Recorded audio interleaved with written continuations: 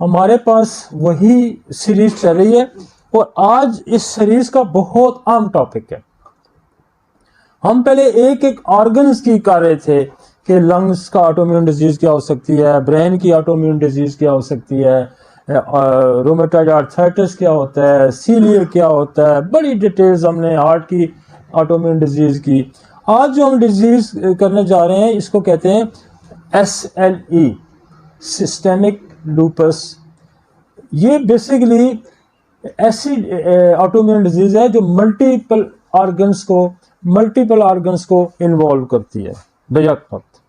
تو اس لیے اس کو آپ اگر اس لیے میں سمجھتا ہوں کہ یہ بڑی عام ٹاپک ہے آج والا. جتنی ویسے بھی سارے آٹومیون بڑے عام تھے، لیکن یہ آج والا ٹاپک بڑا عام ہے اور اس کو سمجھنا بڑا ضروری ہے. اور اگر آپ اس کو سمجھ جاتے ہیں تو میں سمجھتا ہوں کہ آٹومیون پہ آپ کی کافی اچھی دسترس ہو جائے گی. آتے ہیں جی ٹاپک پہ. لائیں جی، آج کا افروزم ہے میرے پاس. ہماری ایک یہ بھی بڑی روٹین ہے کہ دیکھیں، آپ اناٹمی بھی جانتے ہیں، آپ فزیولوجی بھی جانتے ہیں، آپ پیتھولوجی بھی جانتے ہیں، آپ نے میٹیریا میڈی کا بھی پورا اچھا عبور حاصل کیا ہوا ہے، آپ ریپرٹری سے بھی بڑے اچھے واقف ہیں. ٹھیک ہے جی. اور آج کل کمپیوٹرائز بھی وہ لوگ جو ریپرٹرائزیشن کرتے ہیں، سب کے بے شک جتنے مرضی ایکسپرٹ ہو جائیں، لیکن اگر آپ کو اصول علاج کا علم نہیں ہے،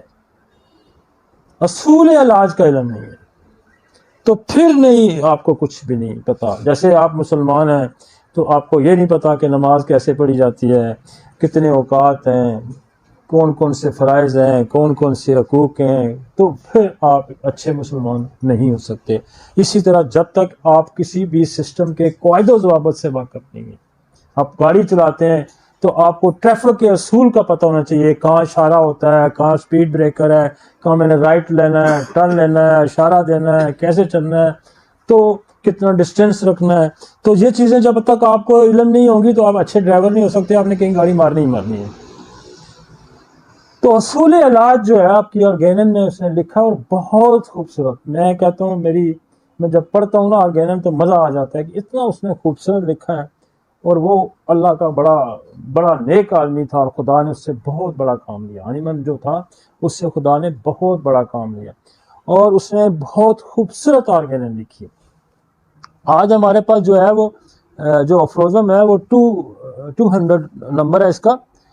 اور اس میں وہ کہتا ہے کہ اگر مقامی علامات برقرار رہتی ہیں تو بیماری کی مکمل علاج کے لیے ہومیوپیتھک دوا دریافت ہو جاتی ہے. اگر اندرونی علاج کے باوجود مقامی علامات برقرار رہتی ہیں تو اس سے ظاہر تھا کہ شفا مکمل نہیں ہوئی. ہم کوئی پچھلے 10-12 افروزم اسی پہ فوکس ہیں، اور اس لیے فوکس ہیں کہ آپ ظاہری چیزوں کو نہ دیکھیں، ان کے پیچھے چھپی بات کو دیکھنے کی کوشش کریں.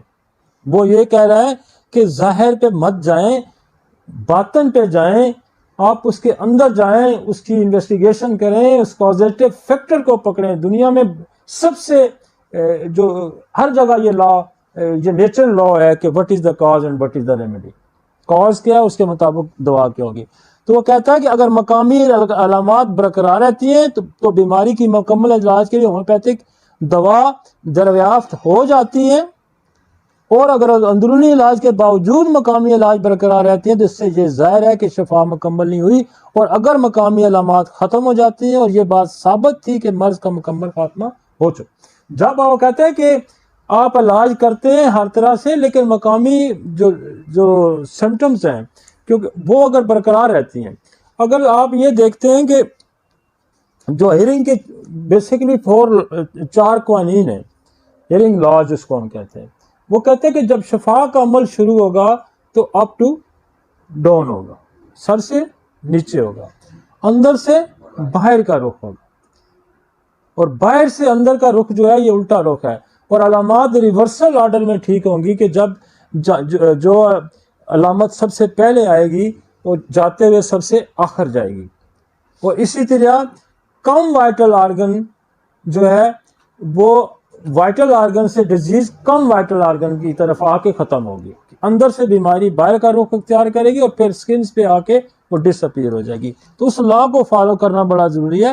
تو اگر کہتا ہے کہ مقامی علامات ختم ہو جاتی ہے تو یہ بات ثابت تھی کہ مرض کا مکمل خاتمہ ہو چکا تھا اور تمام بیماری مطلوبہ مکمل شفا حاصل ہو چکی ہے۔ اگر بہترین شفا حاصل کرنے کے لیے یہ ایک ناقابل یقین اور ناگزیر برتری ہے، تو وہ یہ کہتا ہے کہ اس اصول پہ قائم رہیں کہ ڈیزیز جو مقامی ہے اس کو اندرونی کوز سمجھ کے پھر آپ اس کا علاج کریں، تو آپ کا جو ہے ایک ناقابل یقین اور ناگزیر برتری ہوگی، ایسی کہ لوگوں کی عقل دنگ رہ جائے گی کہ یہ کیسے ٹھیک ہو جاتا ہے۔